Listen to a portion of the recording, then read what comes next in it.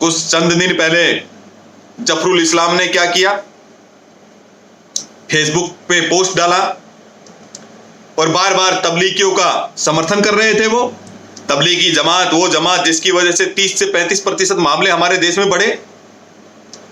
सरकारें उनका नाम ले रही थी, हेल्थ मिनिस्ट्री उनका नाम ले रही थी। अरे भाई, क्या समस्या है आपको?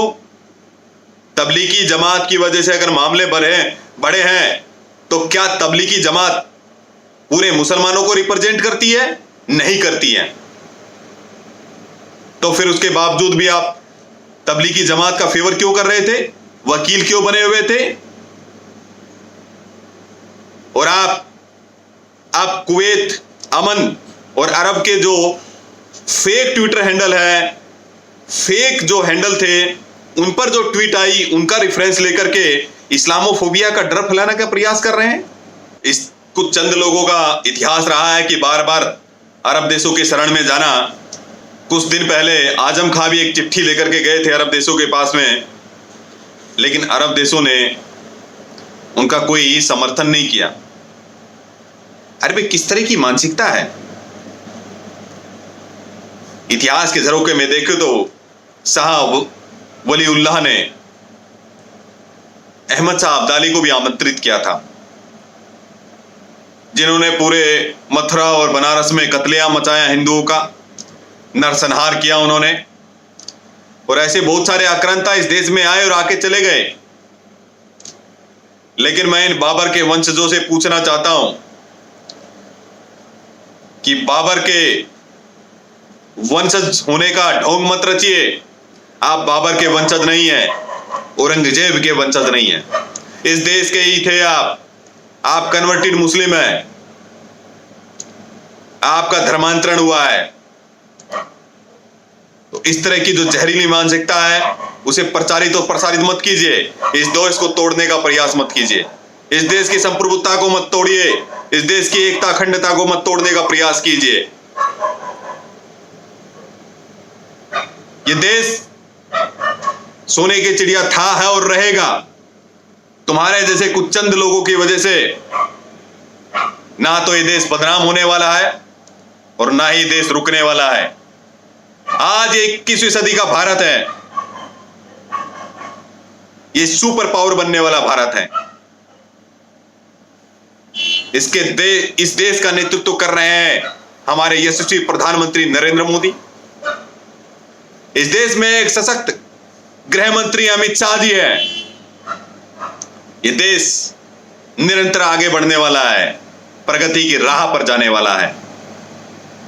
ना तो तुम्हारे जैसे मुल्ला इस देश को रोक पाएंगे, ना रोक पाए थे।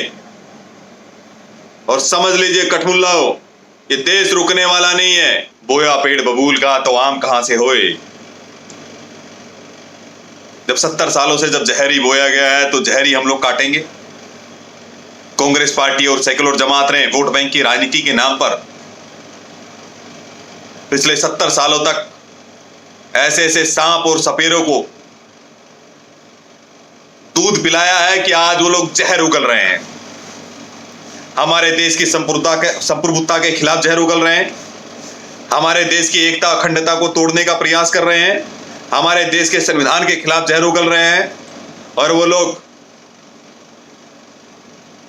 देश की राजधानी दिल्ली के अंदर चतुर बनिए केजरीवाल के नाक के नीचे एक संवैधानिक पद को सुशोभित करने वाले दिल्ली अल्पसंख्यक आयोग के अध्यक्ष जफरुल इस्लाम है। ये कठमुल्ला वाली मानसिकता के वो लोग हैं जो लोग चाहते नहीं है कभी देश आगे बढ़े। ये लोग इस देश का खाते हैं लेकिन गाते हैं पाकिस्तान का। ये लोग खाते हैं इस देश का लेकिन गाते हैं अरब का। जिस थाली में खाते हैं उसी में छेद करते हैं। ये किस तरह की मानसिकता के लोग हैं? ये उस भगोड़े जाकिर नाइक को अपना हीरो बता रहे हैं और 125 करोड़ देशवासियों के देश जो संविधान से प्रदत्त है, जो सोवरेन कंट्री है, उस पर हमले की बात कर रहे हैं। 100 करोड़ हिंदुओं को धमकी देने का प्रयास कर रहे हैं। इस तरह की जहरीली मानसिकता आखिर क्यों उत्पन्न हो रही है? कुछ चंद लोग हैं इस देश के अंदर जो हमारे सामाजिक सौहार्द को बिगाड़ना चाहते हैं। मैं इन कठमुल्लाओं को कह देना चाहता हूं, स्पष्ट कर देना चाहता हूं कि समझ लीजिए, ये देश वो देश है जिसके अंदर इंडोनेशिया के बाद सबसे ज्यादा जनसंख्या मुसलमानों की है।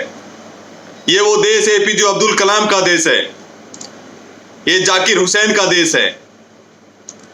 ये अनगिनत ऐसे फरिश्त हैं इस देश के अंदर जिन्होंने देश के साथ कंधे से कंधा मिलाकर वो लोग साथ चले हैं। इस देश को बनाने में उनका योगदान है।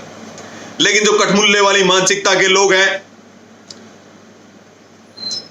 जो इस देश में सामाजिक सौहार्द को बिगाड़ने का प्रयास कर रहे हैं, अगर ज्यादा ही तकलीफ है तो इस देश को छोड़कर चले जाइए। इस देश को गद्दारों की जरूरत नहीं है। जो इस देश से गद्दारी करेगा, राष्ट्रद्रोह करेगा, उसकी कोई जरूरत नहीं है। इस देश में जो राष्ट्रहित की बात करेगा वही इस देश पर राज करेगा, जिसके लिए लाश सर्वोपरि है।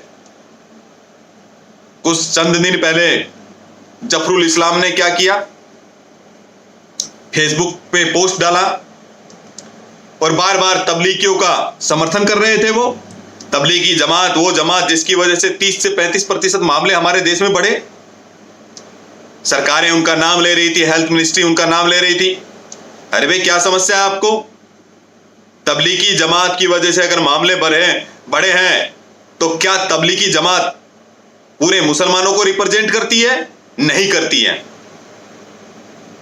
तो फिर उसके बावजूद भी आप तबलीगी जमात का फेवर क्यों कर रहे थे? वकील क्यों बने हुए थे?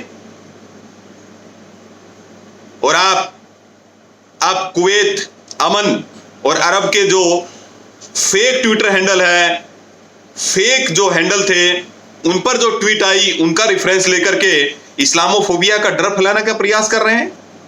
ये इस्लामोफोबिया हमारे कुछ चंद लोग हैं इस देश के अंदर, कठमुल्ला मुल्ला है, जो इस देश में इस्लामोफोबिया का ड्रामा कर रहे हैं, क्योंकि उनको अपनी राजनीति चमकानी है। और पाकिस्तान इसके अंदर मिला हुआ है। पाकिस्तान की आईएसआई इसके पीछे लगी हुई है, जो हमारे भारत और अरब देश के संबंधों को बिगाड़ने का प्रयास कर रहे हैं। ओआईसी के 55 से 57 देश आज हमारे साथ है। पाकिस्तान के बार बार विरोध के बावजूद भी ओआईसी ने श्रद्धेय सुषमा स्वराज जी को, जो उस समय विदेश मंत्री थी, उनको गेस्ट ऑफ ऑनर बनाया अपने यहां। और 7 ऐसे अरब देश हैं जिन्होंने अपना सर्वोच्च नागरिक सम्मान नरेंद्र मोदी जी को दिया, नरेंद्र मोदी जी को सर्वोच्च नागरिक सम्मान से नवाजा। और ये कठमुल्ला चाहते हैं कि इस तरह की हम हरकतें करके इन देशों के साथ भारत के संबंध बिगाड़ देंगे। मैं कठमुल्लाओं को स्पष्ट कर देना चाहता हूं, मैं कठमुल्लाओं को बता देना चाहता हूं, शाह वजीउल्लाह, जिसने अहमद शाह अब्दाली को 1748 से 1758 तक उसने आक्रमण किया, कत्लेआम किया, हिंदुओं का नरसंहार किया, उनको बुलाने की भी गलती की थी। एक कठमुल्लाओं, ये समझ लो, तुम इस देश के नागरिक हो, तुम ये समझ लो कि ये देश तुम्हारा है या नहीं है। पहले स्पष्ट कर लो कि इस देश में रहना चाहते हो या दूसरे देश में जाना चाहते हो। यदि इस देश में रहना है तो भारत माता की जय बोलनी होगी।